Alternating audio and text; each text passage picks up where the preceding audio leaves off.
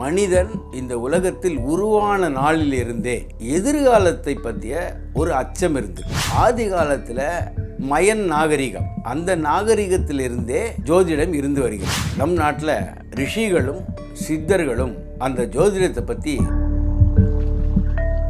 ஒவ்வொரு ராசியையும் 10 டிகிரியாக 3 பாகங்களாக பிரித்து கொள்கிறது. திருமணத்துக்கு ஒரு குறியீடு, வெளிநாடு போவதற்கு கணிதம், இதெல்லாம் அரபு ஜோதிடத்திலையும் பாரசீக ஜோதிடத்திலையும் இந்த முறைகள் இருக்கிறது. எதிர்காலத்தில் வாழ்க்கை எவ்வாறு இருக்கும் என்ற ஒரு ஆர்வம் உலகம் முழுவதும் வேறு வேறு வடிவத்தில் இருக்கிறதே தவிர ஜோதிட நம்பிக்கை. வணக்கம் சார். இப்போ நம்ம கமெண்ட்ல பார்த்தீங்கன்னா நிறைய பேர் கேட்குறாங்க, நம்ம நாட்டில் தான் ஜோதிடம் இருக்கா, இங்கிலீஷ்காரெல்லாம் அப்புறம் எப்படி இது பண்ணுறான், அவெல்லாம் நான் அஸ்ட்ராலஜி பார்க்குறானா, இந்த மாதிரிலாம் நிறைய கேள்வி கேட்குறாங்க.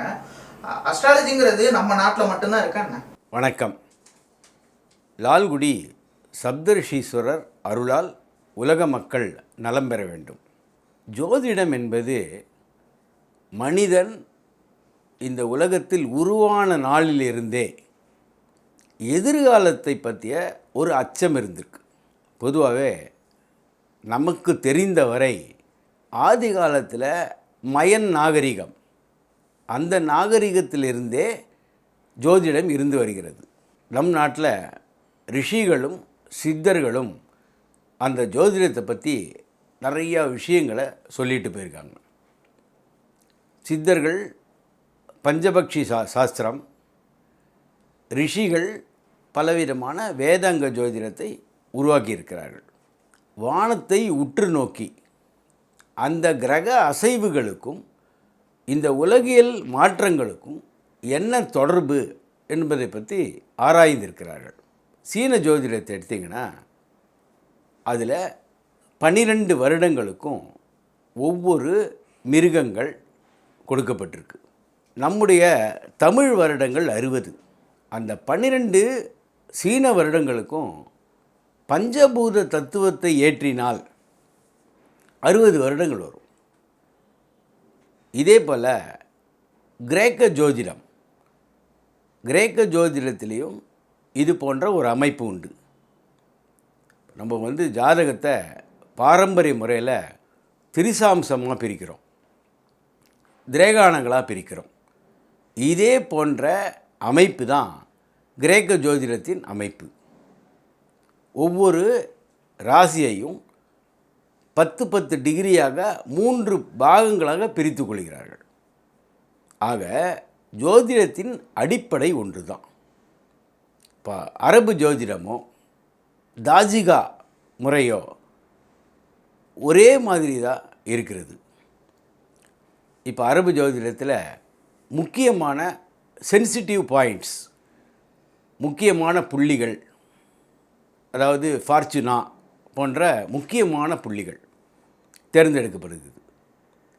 இந்த புள்ளிகள் ஏறக்குறைய நம்முடைய திதி யோகம் கரணம் அமைப்பில் வருகிறது. அதாவது லக்னத்தின் அமைப்பு, உதாரணத்துக்கு தந்தையின் உடல் சார்ந்த ஆரோக்கியம், இதை கண்டுபிடிக்க வேண்டும் என்றால் சனியுடைய பாகை, சூரியனுடைய பாகை, லக்ன பாகை, இது 3ஐயும் கொண்டு கண்டுபிடிக்கலாம். இது பாகை முறை ஜோதிடம். இந்த கணக்கு, இந்த கால்குலேஷன் அல்லது இது ஒரு சூத்திர வடிவில் இருக்கிறது.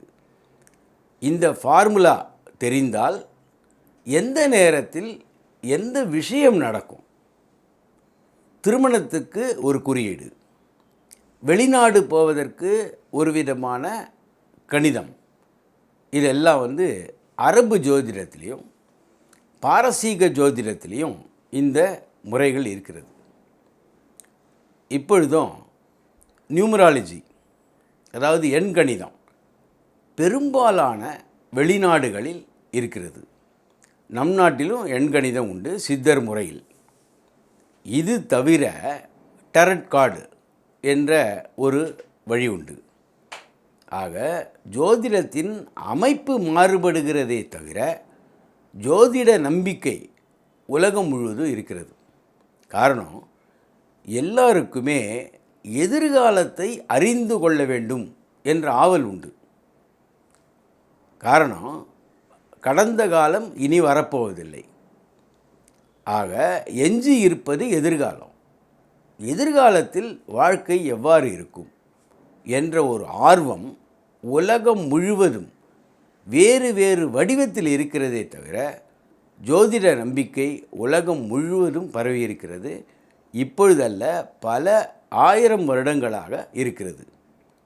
ஷேக்ஸ்பியர் எழுதிய மேக்பத் என்ற நாடகத்தில் கூட வருமுன் உரைத்தல் என்பது பேசப்படுகிறது. நம்முடைய இலக்கியத்தில் பல இடங்களில் நட்சத்திர குறியீடுகளும் காலத்தின் நிலையும் விளக்கப்பட்டிருக்கின்றன. சங்க பாடல்கள் எல்லாம் இருக்குது. அதாவது ஜோதிட நம்பிக்கை அதில் எதிரொலிக்கிறது.